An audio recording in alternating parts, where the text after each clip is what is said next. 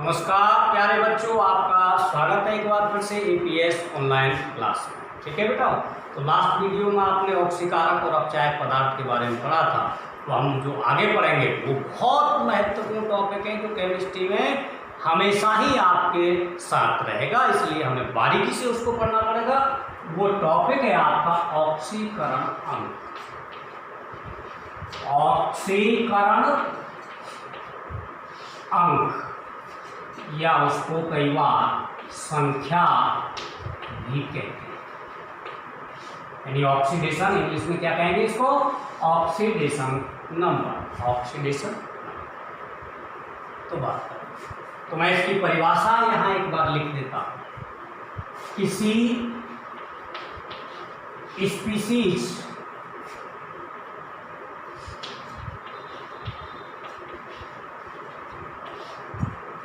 पर प्रत्यक्ष या परोक्ष रूप से उपस्थित आवेश को ही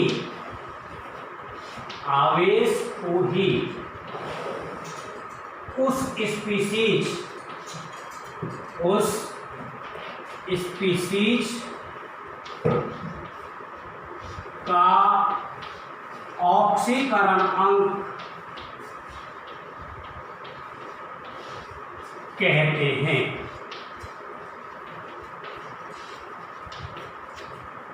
तो ऑक्सीकरण अंक की यदि परिभाषा आपसे पूछे तो हम क्या कहेंगे कि साहब किसी भी स्पीसीज, वो स्पीसीज क्या हो सकती है, यहाँ शॉर्ट में बता रहा हूँ। स्पीसीज जो मैंने शब्द लिखा है वो परमाणु हो सकता है, अणु हो सकता है या आयन हो सकता है। क्या हो सकता है? परमाणु, अणु या आयन, कुछ भी हो सकता है। तो उस पर प्रत्यक्ष यानी डायरेक्ट या इनडायरेक्ट रूप से जो आवेश होता है उसी आवेश को हम बोलते हैं उस स्पीसीज का ऑक्सीकरण अंक या उस स्पीसीज की ऑक्सीकरण संख्या। ठीक है, ये तो बात हो गई इसकी परिभाषा। अब इसके कुछ उदाहरण देख लेते हैं। देखो, जैसे मैंने सोडियम की बात की। सोडियम मेटल है, धातु है, और इसका जो इलेक्ट्रॉनों की व्यवस्था इसके अंतर्गत देखें, जिसको हम इलेक्ट्रॉनिक कॉन्फ़िगरेशन या इलेक्ट्रॉनिक विन्यास कहते हैं, तो वो क्या निकल के आती है? 2 8 1। देखो, इसके लास्ट वाले सेल में, लास्ट वाले कोष में एक इलेक्ट्रॉन है, जबकि होने कितने चाहिए इसकी स्टेबिलिटी फाइंड करने के लिए या इसकी स्थायित्व प्राप्त करने के लिए कितने इलेक्ट्रॉन होने चाहिए? 8 इलेक्ट्रॉन होने चाहिए, लेकिन अभी कितना है? 1। तो कहाँ 8 और कहाँ 1? तो यहाँ पर ये बहुत ज़्यादा गैप हो गया। तो चतुराई किसमें है? चतुराई इसमें है कि ये 7 इलेक्ट्रॉन लेने की बजाय एक इलेक्ट्रॉन को त्याग दे, और जब इस एक इलेक्ट्रॉन को त्यागेगा तो लास्ट वाला कोष बन जाएगा ये, और इसमें 8 इलेक्ट्रॉन मौजूद हैं। यानी इस अवस्था में ये स्थायित्व ग्रहण करेगा या स्थायित्व। तो सीधी सी बात है, इसकी एक इलेक्ट्रॉन त्यागने की प्रवृत्ति हो गई बेटा। तो Na क्या करेगा बच्चों?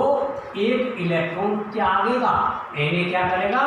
एक इलेक्ट्रॉन को ऐसे प्रदर्शित करते हैं, 2 इलेक्ट्रॉन होंगे तो यहाँ 2 संख्या का मल्टीप्लाई करते हैं, 3 4 एंड सो ऑन। एक इलेक्ट्रॉन त्यागेगा। अब जब कोई उदासीन परमाणु इलेक्ट्रॉन त्यागता है तो जितने इलेक्ट्रॉन वो त्यागता है उतना ही यूनिट या उतनी ही इकाई उस पर धनावेश आता है। एक इलेक्ट्रॉन त्यागा तो इस पर क्या आएगा? धनावेश, और इसको एटम के दाईं ओर ऊपर प्लस का चिन्ह लगाकर प्रदर्शित। ठीक है, इतना आवेश है सर सोडियम। मैग्नीशियम की बात करें तो मैग्नीशियम का एटॉमिक नंबर होता है बच्चों 12। इलेक्ट्रॉनिक कॉन्फ़िगरेशन देखेंगे तो 2 8 2, यानी इसके लास्ट वाले सेल में कितने इलेक्ट्रॉन है? 2। होने कितने चाहिए? 8। तो कितने की आवश्यकता? 6 की। 6, इसको कोई नहीं। तो चतुराई किसमें है? ये 2 इलेक्ट्रॉन त्याग। तो Mg क्या करेगा बच्चों? इन 2 इलेक्ट्रॉनों को त्यागेगा, और जब 2 इलेक्ट्रॉन त्यागेगा तो Mg पर कितना इकाई धनावेश आएगा? 2 इकाई। यानी ऊपर Mg के दाईं ओर ऊपर 2 प्लस लगा करके इसको रिप्रेजेंट करें। तो इस पर कितना आवेश आ गया 2+। ठीक है, इसी प्रकार मैं अगर बात करूं Cl की, तो Cl का एटॉमिक नंबर होता है 17। इसका इलेक्ट्रॉनिक कॉन्फ़िगरेशन देखेंगे तो 2 8 7 आएगा। लास्ट वाले कोर्स में कितने इलेक्ट्रॉन है 7, होने कितने चाहिए 8, कितने की आवश्यकता है 1 की, तो 1 तो ये आसानी से दे देगा। देखो 7 को त्यागने की बजाय इसके लिए क्या फायदेमंद रहेगा कि 1 इलेक्ट्रॉन ग्रहण करते, तो ग्रहण करता है तो हम बेटा तीर के बाईं ओर प्लस लगाकर इलेक्ट्रॉन को दर्शाते हैं, और त्यागता है तो तीर के दाईं ओर प्लस इलेक्ट्रॉन लगाकर दर्शाते हैं। तो 1 इलेक्ट्रॉन त्यागा।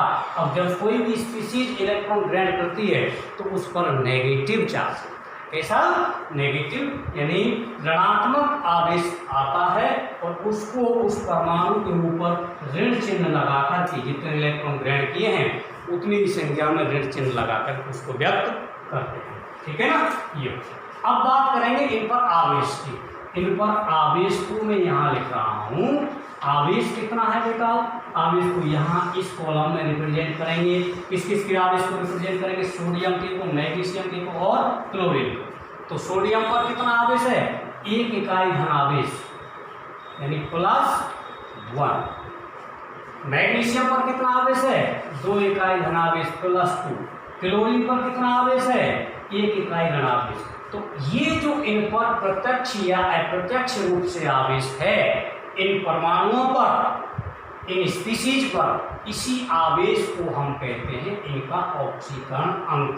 तो यहाँ मैं रिप्रेजेंट कर रहा हूँ ऑक्सीकरण अंक किसका, इन्हीं संबंधित परमाणुओं का। क्या होगा बेटा, उसके लिए मैंने ये कॉलम बना दिया। मान लो इस पर कितना आवेश है 1 इकाई, तो इसका ऑक्सीकरण +1। इस पर कितना 2 इकाई, तो इसका ऑक्सीकरण +2। इस पर कितना 1 इकाई -1, तो इसका ऑक्सीकरण -1। तो इसी को कहते हैं ऑक्सीकरण। यानी किसी भी स्पीशीज पर प्रत्यक्ष या अप्रत्यक्ष या परोक्ष रूप से जो आवेश उपस्थित रहता है उसी आवेश को हम उस संबंधित स्पीशीज का ऑक्सीकरण अंक या उस संबंधित स्पीशीज की ऑक्सीकरण संख्या कहते हैं। ठीक है। अब इसके अलावा आगे हम इसके कुछ और उदाहरण लेंगे, तो आप एक बार इसको लिख करके समझ करके कंठस्थ करें। ठीक है बेटा, अगली बात इससे संबंधित हम अगले वीडियो में आपको बताएंगे। धन्यवाद।